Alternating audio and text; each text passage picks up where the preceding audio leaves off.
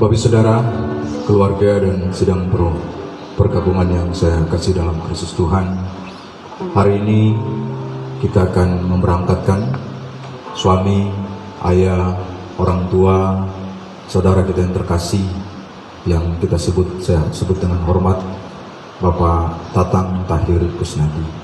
Untuk itu mari kita mempersiapkan hati kita sebelum kita melakukan seluruh rangkaian upacara ibadah keberangkatan sampai pada ibadah kremasi. Kita minta pertolongan Tuhan. Dengarkanlah firman Tuhan. Mazmur 103 ayat 13 hingga 17. Demikian firman Tuhan. Seperti Bapa sayang kepada anak-anaknya, demikian Tuhan sayang kepada orang-orang yang takut akan Dia. Sebab Dia sendiri tahu apa kita. Dia ingat bahwa kita ini debu. Demikianlah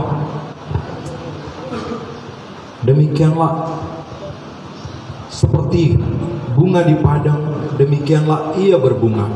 Apabila angin melintasinya, maka tidak ada lagi ia, dan tempatnya tidak mengenalnya lagi. Tetapi kasih setia Tuhan dari selama-lamanya sampai selama-lamanya atas orang yang takut akan Dia.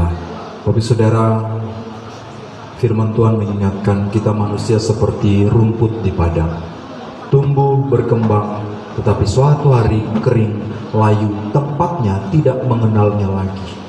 Tetapi kita manusia, dengan kasih Allah, Dia setia, Dia mengingat kita senantiasa. Bukan saja dalam kehidupan kita di dunia, sampai di dalam kekekalan. Kita berdoa. Bapa, kami berterima kasih. Sejak hari Sabtu, tanggal 9 September 2023, hingga saat ini, di dalam rangkaian ibadah penghiburan, kami bersyukur pertolongan Tuhan nyata, sehingga keluarga ada sampai saat ini dalam keadaan yang baik. Tuhan, terima kasih Tuhan. Hari ini kami akan melaksanakan upacara, baik untuk keberangkatan dari tempat ini sampai pada upacara kremasi. Tuhan tolong sertai kami, sehingga baik keluarga, handai tolan, jemaat Tuhan yang hadir, kami bersama-sama boleh mengakui kebesaran Tuhan dalam kehidupan kami, sehingga kami boleh hidup memuliakan Tuhan. Terima kasih. Dari awal hingga selesainya ibadah ini, kami berdoa dan meminta, biarlah ibadah ini jadi di dalam nama Allah Bapa, Putra, dan Roh Kudus. Amin. Mari kita memuji Tuhan dari pujian kemenangan iman nomor 300, Naungan Jiwaku. Ajaib Tuhanku Yesus Juru Selamat. Ajaib Tuhanku Yesus Juru Selamat, besar kasih-Nya padaku. Naungan jiwaku yang kokoh kuat, tempat yang tentram dan teduh. Kasih Tuhanku melindungi aku, di dalamnya ku tak bimbang, di dalamnya ku tak bimbang. Baik, sampai di sana membaca pujian kita akan merenungkan firman Tuhan sebagai dasar dari segala hal yang kita lakukan. Untuk itu mari kita membuka kitab suci kita dalam kitab Injil Yohanes pasal yang ke-11 ayat 25 dan ayat yang ke-26. Injil Yohanes pasal yang ke-11 ayat 25 dan ayat yang ke-26.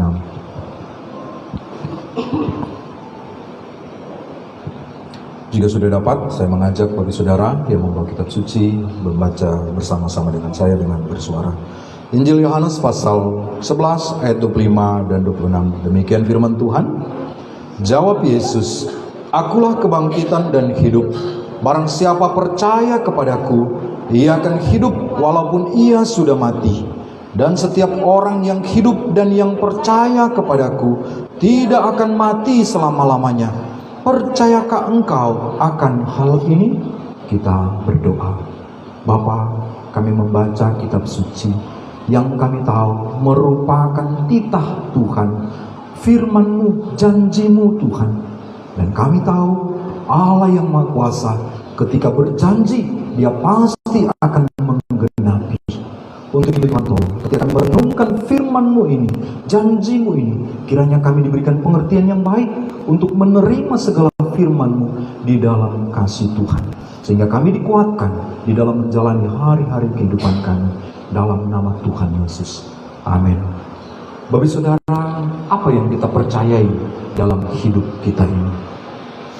Ada hal-hal yang benar, tapi terkadang kita nggak percaya, betul?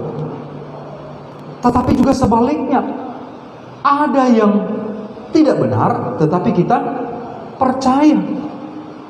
Firman Tuhan hari ini memberikan satu penegasan. Ini pernyataan Yesus ketika Dia datang ke dunia. Dia berkata, "Akulah kebangkitan dan hidup. Barang siapa percaya kepadaku, pertama, walaupun dia sudah mati, dia akan bangkit. Dan barang siapa yang masih hidup, ketika dia percaya kepada Yesus, dia tidak akan mati sampai selama-lamanya." Itu janji Tuhan. Pertanyaannya, percayakah Bapak Ibu Saudara? Pernyataan ini disampaikan Tuhan Yesus kepada Marta, karena dalam konteks ini Lazarus dia meninggal dunia. Lazarus meninggal dunia, sampailah berita ini kepada Yesus. Lazarus orang yang dikasihi oleh Tuhan Yesus.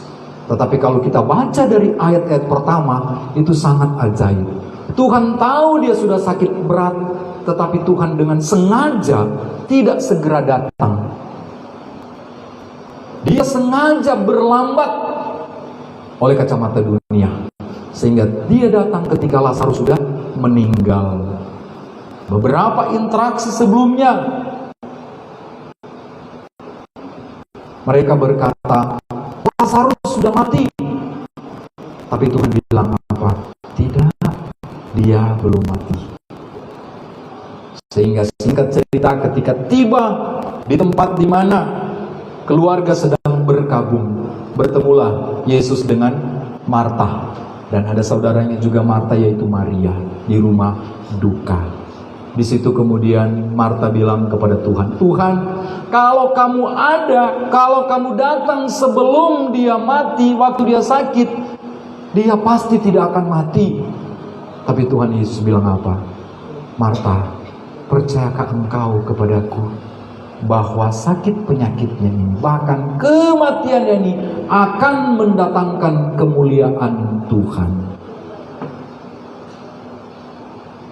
Makanya ketika dia tanya, ayat yang kita baca tadi, ayat yang ke-26 tadi, ini pertanyaan Tuhan Yesus kepada Marta. "Percayakah engkau akan hal ini?" Bapak saudara tahu apa jawaban Marta?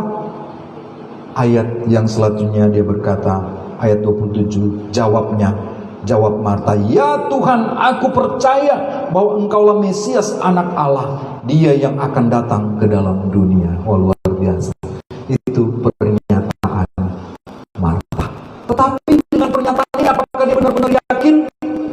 Banyak di antara kita yang mengaku percaya, tetapi ketika mendapati realita kehidupan yang tidak seperti kita harapkan, kita sendiri mengingkari kepercayaan kita. Buktinya apa? Marta. Setelah itu mereka pergi ke kuburan di mana Lazarus sudah 3 hari dibaringkan. Tuhan Yesus bilang apa? Buka makam tersebut. Marta langsung bilang apa? Tuhan, dia sudah 3 hari 3 malam, sudah apa? Maaf, berbau busuk. Itu natural. 3 hari 3 malam. Tapi kita dalam teknologi sekarang, medis yang semakin baik, ada formalin ya, Bu dokter, itu tahu, jadi di formalin. Tetapi bagaimanapun baiknya formalin, pasti jasad akan kembali ke debu tanah. Ketika Tuhan bilang buka, dia langsung protes, Tuhan jangan. Mana kepercayaannya? Ketika Tuhan tanya, ketika Tuhan berkata, akulah kebangkitan dan hidup. Makanya setelah itu Tuhan tegur lagi Marta, bukankah sudah kukatakan kepadamu bahwa akulah kebangkitan dan hidup? Akhirnya ketika mereka membuka pintu, gerbang yang menutup, batu yang menutup gua di mana, kuburan yang di mana Lazarus dimakamkan, Tuhan Yesus dia berdoa dan dia kemudian berseru, Lazarus marilah keluar. Dan ayat terakhir, ayat 44, orang yang telah mati itu datang keluar, kaki dan tangannya masih terikat dengan kain kapan, dan mukanya tertutup dengan kain peluh. Kata Yesus kepada mereka, bukalah kain-kain itu dan biarkan ia pergi. Apa yang kita percaya? Apakah kita percaya seperti percaya Marta yang bilang, Tuhan aku percaya, tetapi ketika tiba kenyataannya kita mengingkari kepercayaan kita? Betul? Tadi saya katakan ada hal-hal yang sebenarnya kita tidak tahu, tetapi kita percaya. Ada juga yang kita tahu salah, tapi kita tetap percaya. Contohnya apa? Ketika keluarga kita, khususnya juga orang tua kita meninggal, kita tahu yang ada sekarang apa? Jasadnya, tubuh jasmani. Rohnya di mana? Sudah bersama Tuhan. Dia ada lagi? Tidak ada. Dia bisa dengar lagi? Enggak. Tapi biasanya kalau kita datang di peti, kita bilang apa? Pak, kita masih apa? Ngobrol. Kita masih ngomong. Betul nggak? Baik-baik ya. Kira-kira kalau dia jawab, ya. Kira-kira kita gimana? Hah? Aneh. Kita ngomong, tetapi saya percaya ketika kita ngomong, kita nggak mengharapkan balasan, betul ya? Tapi kenapa kita ngomong? Ada satu kepercayaan yang sebenarnya sudah turun-temurun, ya, yang biasa dilakukan dan terus dilakukan. Ya. Saya tidak anti ketika kita bicara demikian. Tapi saya mau ajarkan, kalau kita berbicara kepada beliau, jangan berbicara seolah-olah dia masih hidup. Tapi berbicaralah mengungkapkan, membayangkan seperti satu simbol bahwa benar dia sudah tidak ada. Tetapi kita mengasihi dia dengan melihat bentuknya yang ada. Sama seperti ketika kita melihat foto seseorang, pasti ada kenangan-kenangan. Betul ya? Tetapi jangan sampai terlibat di dalam spiritisme. Jangan terlibat di dalam dualisme kepercayaan. Kita berharap masih ada. Nanti hari ketiga 40 hari, nanti rohnya akan datang jalan-jalan. Gitu ya. Bahaya. Kita memberikan sesuatu lagi, membawa makanan supaya dia makan dan minum. Tapi saudara, jujur, bagi kita yang pernah membawa makanan dan minuman di tempat pemakaman, kalau kita datang besok hari 2 hari, makanannya masih ada atau sudah nggak ada? Hah? Masih ada. Saya pernah, maaf kata, dulu sebelum bertobat, waktu saya datang di tempat pemakaman, kami mabuk. Maaf, dulu ya, kami makan makanan minuman itu. Ya, keluarga datang, mereka lihat, waduh, puji Tuhan, benar dia kelaparan. Wah, padahal yang makan siapa? Tapi saudara percaya enggak? Baik kita yang percaya Tuhan atau tidak, tahu enggak bahwa makanan minuman yang ada, dia tidak bisa makan lagi? Kita tahu, tapi mengapa kita masih terus melakukan? Karena yang pertama, kepercayaan kita yang turun-temurun, yang terkadang kita sendiri gak bisa buktikan kebenarannya.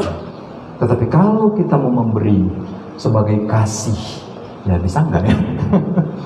Maka saya selalu tegaskan, kalau engkau ingin memberikan yang terbaik, berikan semasa dia hidup.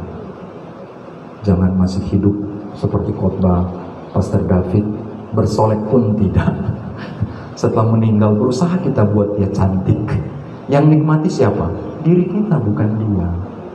Artinya ketika orang masih hidup, ketika kita memberikan sesuatu, yang nikmati siapa?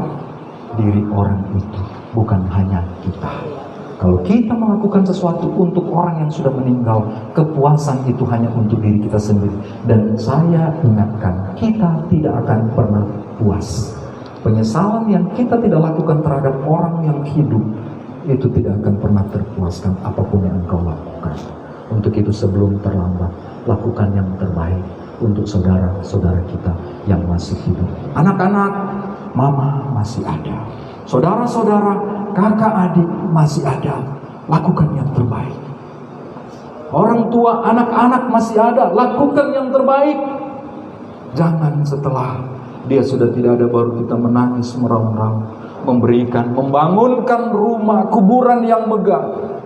Memberikan harta, tetapi kemudian dia tidak nikmati. Orang lain yang nikmati. Ya. Kasih harta benda di dalam kuburan. Datang kemudian pencuri, perampok membongkar makam. Kita kemudian kecewa. Jadi Bapak Saudara, kita diingatkan dengan kebenaran firman Tuhan. Kalau kita percaya bahwa Yesus Kristus adalah Tuhan, yang dimana dia berjanji, akulah kebangkitan dan hidup. Almarhum sudah menyatakan percaya. Bahkan hari Sabtu ketika Pak Andrus telepon saya, dia bilang, Pak tolong datang. Beliau sudah dalam suasana duka. Maaf kata pikiran saya langsung ke sana. Oh berarti sudah nggak ada. Saya langsung datang, saya lari datang. Tanpa tanya saya langsung pegang tangan beliau, langsung saya doakan. Dalam bayangan saya itu sudah nggak ada, sudah pergi. Ketika saya doakan, tiba-tiba beliau begini. Saya kaget, serius. Saya kaget. Saya doakan, tetapi ternyata itu nafas terakhirnya. Saya berdoa, Bapa, ampuni kalau masih ada yang mengikat, menghalangi. Dia sudah menyatakan percaya, sebagaimana janjimu. Setiap orang yang percaya kepada Yesus mengakhiri kehidupan dunia, maka malaikat Tuhan yang mengantarkannya, Tuhan menyambutnya kepadamu, kuserahkan nyawanya. Setelah itu mulai pelan. Wah, itu hal yang luar biasa. Ini pengalaman pertama saya. Semoga yang terakhir. Jangan lagi. Tapi kalau Tuhan izinkan, kiranya ini boleh menjadi kesaksian bagi banyak orang. Saya pernah mengalami hal ini sebelumnya, tapi bukan saya yang berdoa, kakak saya. Saat-saat kritis dia berdoa, "Ya Bapak, ke dalam tangan-Mu lah kuserahkan nyawaku." Tapi dia tidak meninggal juga hari itu. Dia benar. Akhirnya dia malah tambah sehat. Saya pulang ke kampung. Sampai di kampung saya dengar berita, besok harinya kakak sudah nggak ada. Bagi saudara, bagaimanapun kita mau menyerahkan nyawa kita, kalau Tuhan belum mengambil, jangan sekali-kali. Benar ya, jangan putus asa. Pasti ada harapan. Percayakah engkau akan hal ini? Bahwa di dalam Yesus ada kebangkitan dan hidup. Almarhum sudah meninggal, firman Tuhan digenapi, ada kebangkitan. Sekarang kita yang masih hidup, apakah kau percaya? Ya, urusan kita masing-masing. Benar? Kalau kita percaya, kita akan menikmati janji nikmat Tuhan dalam kehidupan kita. Kalau kita tidak percaya, bukan berarti tidak ada kebangkitan dan hidup di dalam Yesus. Tetapi kalau kita tidak percaya, maka kita tidak akan menikmati janji itu. Mau pilih yang mana? Pilihan ada di tangan kita. Biarlah seperti Marta, walaupun mungkin ada penyesalan, walaupun mungkin terkadang silih berganti, terjadi goncangan, tapi kemudian akhirnya dia benar-benar menyatakan percaya kepada Tuhan. Kita berdoa, Bapa terima kasih, firman-Mu yang ya dan amin. Kami begitu boleh dikuatkan. Karena kami tahu Tuhan, hari esok saja kami tidak tahu apa yang akan terjadi, apalagi tentang kehidupan setelah kematian. Tetapi kami bersyukur firman-Mu boleh memberikan kami satu pernyataan yang sangat tegas. Yesus sendiri memberikan satu janji yang sangat meyakinkan, yang sangat tegas dengan satu kepastian, bahwa barang siapa yang percaya kepada Yesus, maka dia akan hidup walaupun dia sudah mati. Dan kami yang masih hidup sampai kedatangan Tuhan, kami tidak akan mati selama-lamanya. Tuhan meteraikan janji itu dalam kehidupan kami. Terima kasih Tuhan. Kami bersyukur untuk semuanya. Dalam nama Tuhan Yesus Kristus. Amin. Tuhan, Kau sempurna dalam rencana-Mu dan karya-Mu. Hidupku murnikan dengan Roh-Mu. Hidupku menggenapi firman-Mu. Tanda mujizat sertai tiap langkahku. Kau bersamaku, di dalamku, jadi bukti kebesaran-Mu. Jadi bukti. Sebelum kita berangkat ke krematorium, saya memberikan kesempatan kepada keluarga untuk boleh menyampaikan satu dua kata dan juga pengumuman untuk kita bersama. Silakan. Shalom, selamat siang semuanya. Kami dari keluarga almarhum Bapak Rahmawati berterima kasih buat kedatangan kehadiran Bapak Ibu semua sekalian, keluarga dari ibu kami tercinta, keluarga dari desa dan semua ibu-ibu, bahkan teman-teman yang tempatkan diri dari luar kota dan Pekanbaru. Terima kasih buat kehadirannya dan juga buat pendeta dan dirasa dan segenap jemaat dan pengembalaan DPD GLB dan teman-teman kami dalam 2 hari ibadah seperti Tuhan. Dan terima kasih juga buat pendeta Bapak Felix jemaat PDI GLB yang telah membantu kami dari awal sampai akhir krematorium nantinya. Nama besar keluarga kami mohon maaf jika terdapat kesalahan dan juga biar semua dengan baik dan lancar. Terima kasih.